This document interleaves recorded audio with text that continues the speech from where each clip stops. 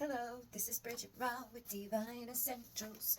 Alright guys, I've got my horns. I found them and I was like, okay, we're getting close to Halloween and we got the full moon tomorrow. I also have Maleficent horns. Maybe I'll wear those tomorrow. But we're moving on with our CPTSD trauma healing, okay? And I'm trying to get the bulk of the help support done really quickly in the beginning of the video, so I do appreciate you liking, sharing, commenting. It does help me immensely to grow the channel and to reach more people who need help. So, common misdiagnoses. Many people with a history of complex PTSD and disassociation have been misunderstood, misdiagnosed, and inappropriately medicated. Here are some reasons why.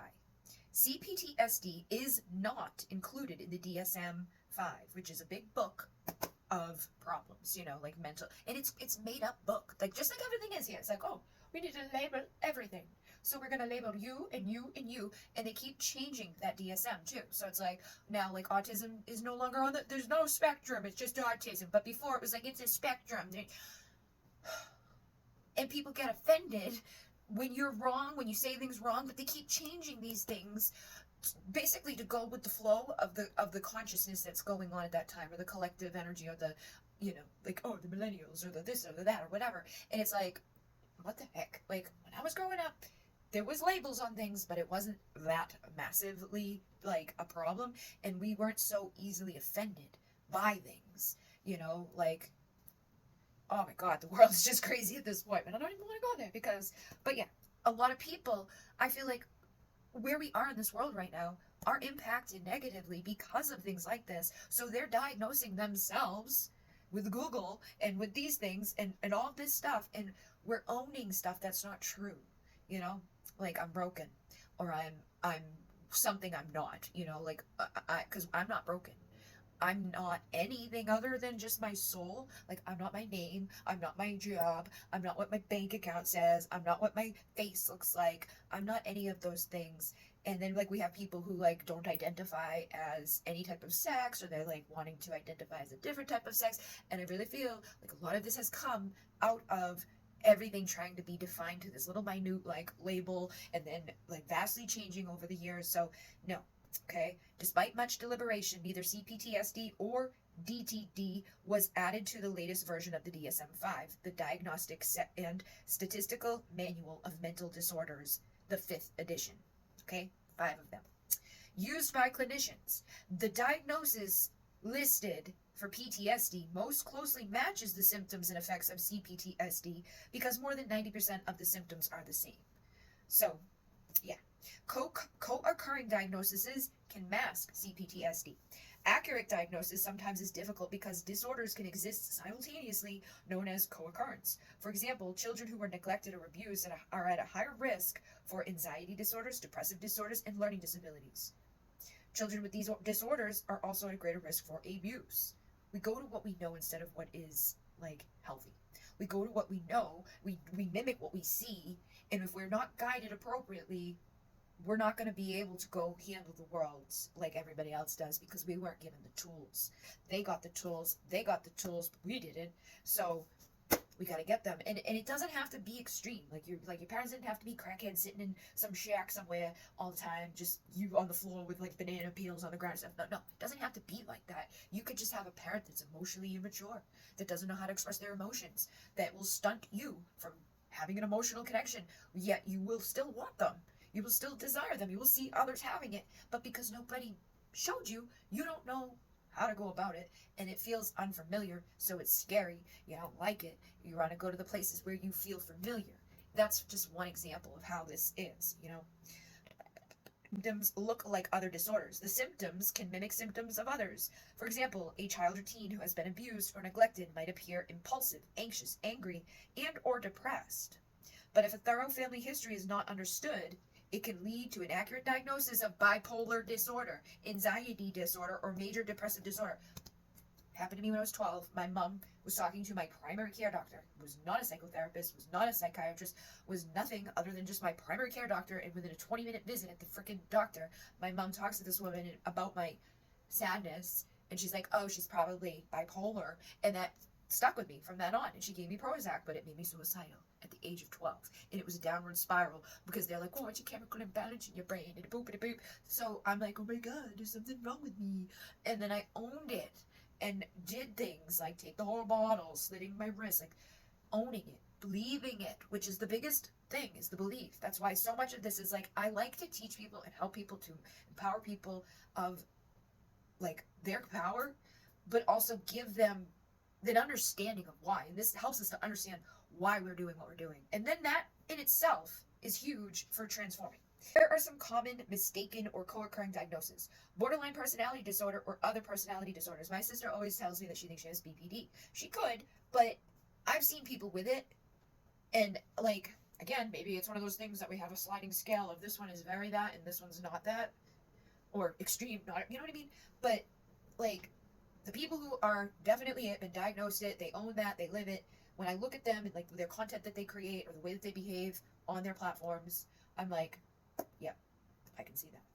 The way that my sister behaves is just, I don't think it's BPD. I think it's CPTSD. And I think she's just learning how to grow up without the tools that should have been presented, and just like I did. And so she does a lot of the same things that I did growing up. And she's going through like a mirror of my life. Like, oh, I'm gonna move out at this time, this horrible guy, and then I'm gonna find this other horrible guy, and I'm gonna get like all into this stupid shit over here, and just, you know, not believe in myself enough to change the circumstance, or to just keep putting up with it. Oh, soon, soon, soon. You always say soon. I did the same thing for 10 fucking years. So I get it. But it's not BPD. It's you're living in. You're still getting the trauma at the moment. So you can't be diagnosed with anything because you're still currently receiving that abuse. The longer that you stay in toxic environments or bad relationships, or whatever it is that's going on in your life that is traumatic, we want to get rid of that and then use these tools to recognize it. Sometimes we can use these tools to recognize it and get out of it, and that's what I started doing too, so hopefully she will. But I really don't see it as her having BPD, and I really don't see myself as bipolar disorder, which is the next one. Attention deficit hyperactivity disorder, ADHD, is another one that it can be, you know, shown with. I believe that ADHD is like an after effect of CPTSD because your brain is damaged from it. Your brain is literally damaged from narcissist abuse, or like any type of abuse that is ongoing. Your brain is damaged, is changed by it, but you can heal it. You can heal anything. Sensory processing disorders, learning disabilities, anxiety disorders, major depressive disorder or dysphoria. Somatization disorders, experiencing psychological disorders as physical symptoms. Substance abuse or dependence. An essential component of healing involves working with a psychotherapist, psychiatrist, or medical doctor to determine an accurate diagnosis. A proper diagnosis is not meant to cause shame, rather it is meant to point you in the right direction for recovering and healing. Okay, so yeah, I think that's enough for today. We're already at 10 minutes, and I'll do another one tomorrow where we're going to talk about the 8 contributing factors of the development of PTSD, which there is, you know, a good amount of information there. I underlined a lot of things there, but yeah, hopefully this is helping you guys. Let me peek over here and see if there's something.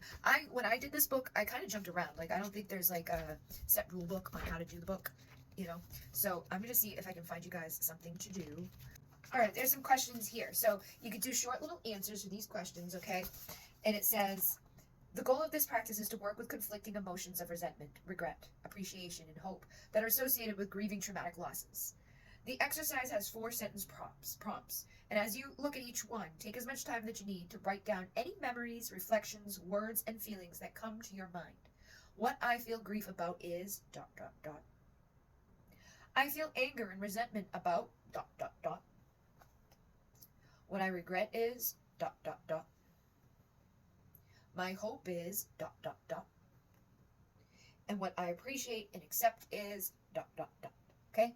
So those are some good ones to work on. It will help you to become aware, because when we don't ask ourselves these questions on a regular, like when you sit around like, what I regret is, my hope is, I'm angry, like we are just existing, and it's there and it's around us, and we can't put our finger on it. Why are we feeling this way? Why is everything all fucked up? Why can't I get this? Why blah, blah, blah, blah. It's these questions that need to be asked and answered so that we can figure that out and start healing, changing, transforming, and setting the right intentions. So how did I take care of myself today? I did actually, you know, do a good job at like not going overboard and crazy, and like just relaxing. Took a nap. A good thing that happened was, oh, well, there's a lot of good feedback coming in from people, and lots of support from people about different things that are going on. Something you're grateful for. I'm grateful for the opportunity to work with this again with all of you. Summarize today in one word: peaceful. Imagining tomorrow. What's your intention for tomorrow? Tomorrow night we got the full moon. Um, I think I'm probably gonna clean a little bit, and I may go out and do some DoorDash before the nighttime thing. And then, why is it important to you? Because I want to keep the house clean. Because then Sunday I got to go back to Amazon for those next 4 days. It's like probably 5, but actually, yeah, I could. I'm gonna make sure that I get the one off. Like I should always have Thursdays off, but I've worked on the last 2 Thursdays. They call me in, but I will make sure not to work on the Thursday that I need to be here at 9 p.m. to do the readings for the members.